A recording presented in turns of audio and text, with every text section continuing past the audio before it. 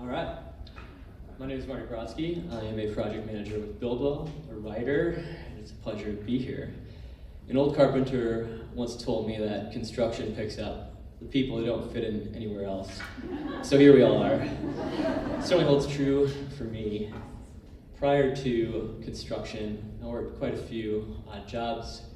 Drove an ice cream truck, pulled macchiatos as a barista. I could pronounce it then. And what's relevant here is the ranching. Now, I could wax poetic about my days in the saddle, living straight out of Lonesome Dove, but what matters is the fences. We were always fixing fences. And after pushing cattle in and out of them hundreds of times and having built quite a few in the world of home building, I think it's a topic that needs to be explored and a place where we can make change through design. So fences. Fences. There's more to it than you might think.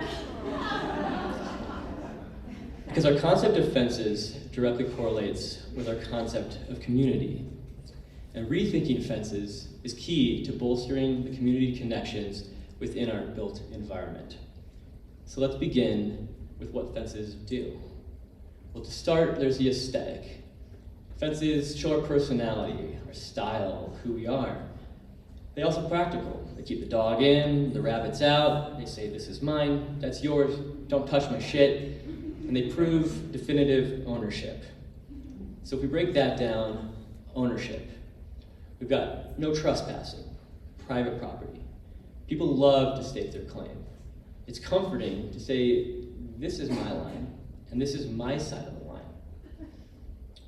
Certainly ways to make that official, and it's the right of every homeowner to do so. You call a surveyor out. You have a surveyor come, smiling to your property, and if you've ever seen a surveyor pin a property line, and the neighbor finds out that their fence is 1 or 2 feet on the wrong side, well, you know that these lines in the sand are quite dear to people. Now, I'm not suggesting the dissolution of private property here, but rather a rethinking of the boundaries between us, what they are, what they mean, and how they affect relationships within our neighborhoods. A different way to think of this might be a privatized collective. So there's a neighborhood that I've heard about in Portland, Oregon. It looks real similar to this, but instead of the parceled out backyards where everything is fenced off, the neighbors came in and they ripped out the fences, made a community space for everybody to come in and enjoy each other's company. Because fences interrupt neighborly migration. And I can assure you that annoying neighbors come no matter what.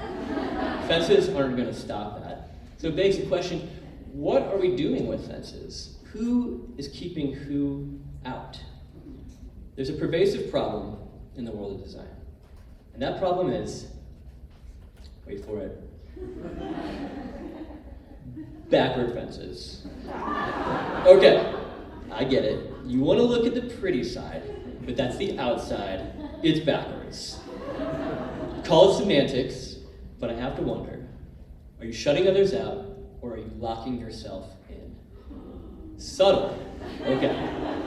But I think it gets to something that goes beyond our desire for private space, to something deeper, more psychological, which is to say, do we fear each other?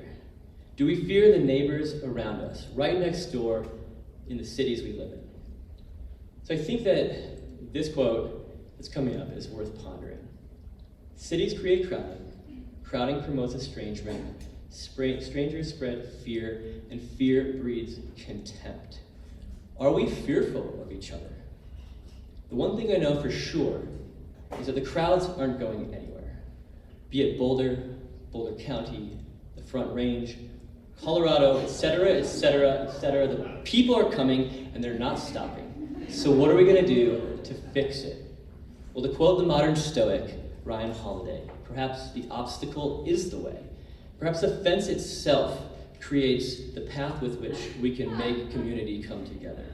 Let's take this idea, the community table fence, a fence that actually folds down into a table on the property line where neighbors can come together, share food, share drink, share conversation, have a good time. Good, clean fun during the day, and come night, well, who knows what might happen with the porous borders. It could get a little crazy. Of course, that means you have to like your neighbors, and I think that's also an issue which design can help address, which is to say, let's balance out these private spaces in our backyards with public-facing spaces in the front. Front porches. It used to be a common design feature, but that something like this leads to the kind of casual interactions that is key to form a solid, strong community.